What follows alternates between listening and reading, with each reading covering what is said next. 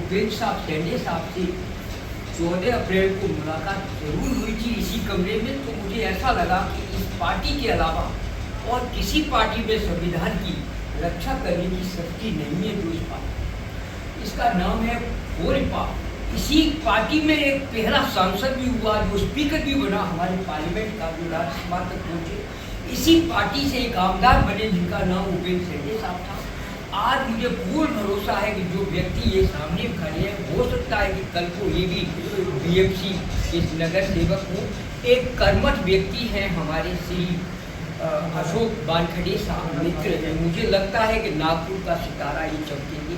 बगल में हमारे एक वानखेड़े साहब के बड़े गहरे मित्र हैं श्री कामरे साहब। मुझे पूर्ण भरोसा है कि अगर कोई कॉन्स्टिट्यूशन की नींव धारा अगर किसी ने रखी है तो मैं ये नहीं कहूँगा कि ये पार्टी है वो पार्टी है। यही एक पार्टी है जो दो भागों में बटी हुई है।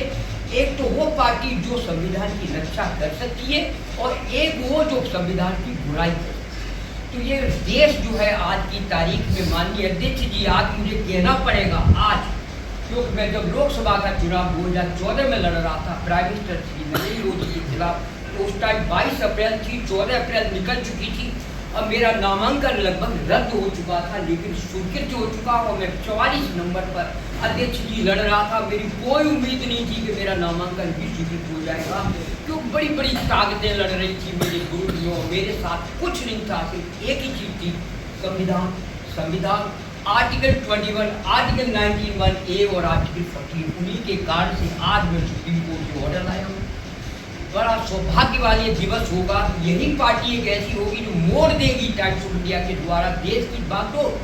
क्यों कि आने वाले वक्त में मैं नाम नहीं बताऊंगा कौन पार्टियां बैलगाड़ी बनेंगी, कौन पार्टियां कल की तारीख में स्क्रैप बन जाएंगी। आज जो जेट है वो कल बैलगाड़ी बनेगा, कल जो बैलगाड़ी होगा वो निश्चित रूप से स्क्रैप बनेगा। पर यही एक पार्टी हिंदुस्तान में ऐसी है जिनके अगल और बगल में संविधान के साथ उन्होंने खिलवाड़ की। नाम मैं नहीं लूंगा। अध्यक्ष जी, हमारी पार्टी का उद्देश्य ये नहीं है कि आप रंगा हैं, कि आप बिल्ला हैं, कि आप पटवारी साहब हैं या कोई आप गवाही साहब। पर निश्चित रूप से अगर किसी पार्टी की अगर नींव को आगे ले जाने में सक्षम अगर हुए हैं तो मुझे लगता है कि राजा भाऊ खोबड़े साहब बैरिस्टर ही नहीं थे, बल्कि वो सोच दृष्टा रखने वाले वो दृष्टि थे जिनकी बदौलत आज मैं यहाँ खड़ा। पहली बात ये कि मैं खड़ा भी हूँ तो इसलिए कि संविधान, और संविधान उन्हीं दो लोगों से चलता है। अध्यक्ष जी, मैं बार बार यही कहूँगा, संविधान उनके लिए अच्छा है जो मानते हैं, संविधान उनके लिए खराब है जो मानते नहीं। दो ही लोग हैं, मैं उसकी बात नहीं करूँगा ढोल बजाने वाले की या ढकली बजाने वाले की, चंदन पीटने वाले की, लेकिन पार्लियामेंट में तो शायद पहली बार लोगों ने समझा कि इनकी मूर्ति वहाँ लगनी चाहिए। आज पहली बार मूर्ति भी नहीं, इनके बारे में पहली बार समझ में आया लोगों को। अरे हमारे माननीय कर्मठ व्यक्ति श्री वानखेड़े साहब, ये देश के अंदर पहली बार इनको भारत की उपाधि दिलाने 40 साल 50 साल के बाद ऐसा पहला व्यक्ति है जो साउथ बम्बई से यहाँ से हारा। क्यों हरवाया गया? भाइयों बहनों, मेरे मित्र, आप ध्यान से देखिए, ये जमाना उसका नहीं है, इनका भी नहीं है, न इनका रहेगा न इनका रहेगा, ताक न रहेगा तक ये दोनों सब जेल जाएंगे। अगर कोई पार्टी का कोई भविष्य है तो इस रिपब्लिकन पक्ष गोरिपा का है। उसका मुख्य कारण है बुद्ध। वो हिंदू धर्म में पैदा जरूर हुए थे, लेकिन मरने का अधिकार उन्होंने ये कहा कि नहीं, हम मरेंगे तो बुद्ध के रूप में मरेंगे। एक्सपेरिमेंट भी उन्होंने अध्यक्ष जी बहुत किए। मैं ये नहीं बताऊंगा कि 1895 में क्या गोवध मतलब बाल गंगाधर तिलक की सोच थी, फिर इसके बाद मुंशी की सोच थी, क्या मोतीलाल की सोच थी, क्या गांधी की सोच थी, लेकिन इनके साथ एक बहुत बड़ी ब्लैकमेलिंग हुई थी 1925। और हम समझते हैं हिंदू समाज में उनको ब्लैकमेल किया गया, इनको कष्ट दिया गया। 1946 में फिर कमेटी बनी, इसके बाद फिर संविधान बना। तब हमारी जात धर्म के डॉक्टर राजेंद्र प्रसाद फर्स्ट राष्ट्रपति ने फर्स्ट लॉ मिनिस्टर के साथ मिलकर के संविधान की 26 जनवरी तो बाद में आएगी, लेकिन मुझे अध्यक्ष जी पक्का पता है इस पार्टी के पास तन भी है, मन भी है, धन भी है। और अगर जिसके पास अध्यक्ष जी ध्यान से देखिए ह्यूमन इन्वॉल्वमेंट होता है वो कंप्यूटर टेक्नोलॉजी से बड़ा।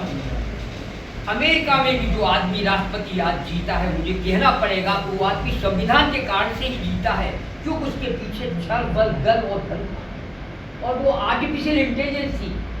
अध्यक्ष जी, मैं आज आपको बताना चाहता हूँ कि निश्चित रूप से दोनों पार्टियां जो आज सत्ता में हैं वो निश्चित रूप से विलुप्त हो जाएंगी। आगे आने वाला वक्त इंटरनेट का वक्त है, आगे आने वाला वक्त अध्यक्ष जी बुद्धा का है, महावीर का है, हर धर्म का है, हर जन का, हर धात का है। और वो समय दूर नहीं है कि 2014 में जिसने मुझे हराया वो हो सकता है हारे और जेल। मुझे बड़ी खुशी हुई अध्यक्ष जी जब मैं हारा। मैं समझता हूँ कि निष्पक्ष रूप से मेरे पास अगर ये पक्ष भी होता तो हजारों वोट काटता, लेकिन मेरे पास कोई पक्ष नहीं। उस टाइम 2014 की बात से लेके आज तक 11 साल लगभग पूरे हो चुके हैं। मैं समझता हूँ कि ये प्रेसिडेंट, प्राइम मिनिस्टर, अध्यक्ष जी क्षमा करना, मैंने भूख और प्यास, मैंने चीज़ें देखी हैं, लोगों को सोते देखा है, इस मकान में गरीबों को रूप में पानी की सुविधा नहीं, पैसे की सुविधा नहीं। आज अध्यक्ष जी ये कमर ये नहीं होते तो मैं समझता हूँ आज कोने की कुर्सी न होती और ये न होता। आज हमारे अध्यक्ष जी न होते तो यहाँ पे लेफ्ट न होता। आज मुझे सच में देखा जाए तो सौभाग्य मिला।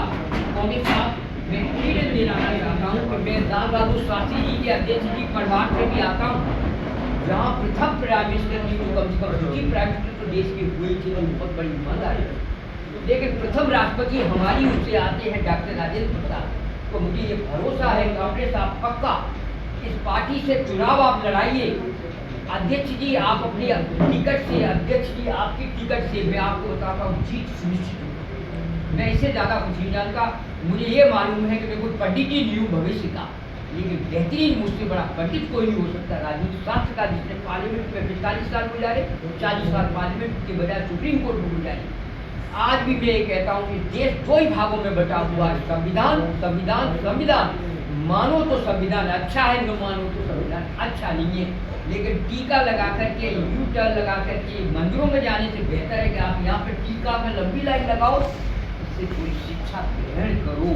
मेरी बात इतनी सी है, चाहे मैं चेयरमैन टाइम्स ऑफ इंडिया रहूँ या न रहूँ, लेकिन इस पार्टी का भविष्य आज मैं लिख के दे देता हूँ। इसके अंदर पार्लियामेंट में एक दिन एक मेंबर जाएगा, फिर 2 जाएंगे, फिर एक दिन वही हो जाएगा जो अटल जी और अडवाणी का हुआ। 2 मेंबर से आज वो 200 पे पहुंच गए, लेकिन 200 के बाद अध्यक्ष जी हो सकता है 02 पे भी आ सकते हो, कभी भी आ सकती हो। अगर हम बढ़ेंगे तो तुम्हें कम होना ही पड़ेगा। मेरा यही निवेदन है। आपने बड़ी भारी बातें अम्बेडकर साहब की जब कही तो उनके गाँव में भीमा कोरे गाँव नंगे पैर गया और सतारा भी गया, यहाँ तक सांगली में भी गया, और मेरा अपहरण भी हुआ। अध्यक्ष जी आपको महसूस नहीं हो रहा होगा, अपहरण होने के बाद और असमानता होने के बाद कितना कष्ट होता है। मुझे लगता है कि मैं उस अस्पताल में डाल दिया गया था जहाँ मेरा कोई भी नहीं था।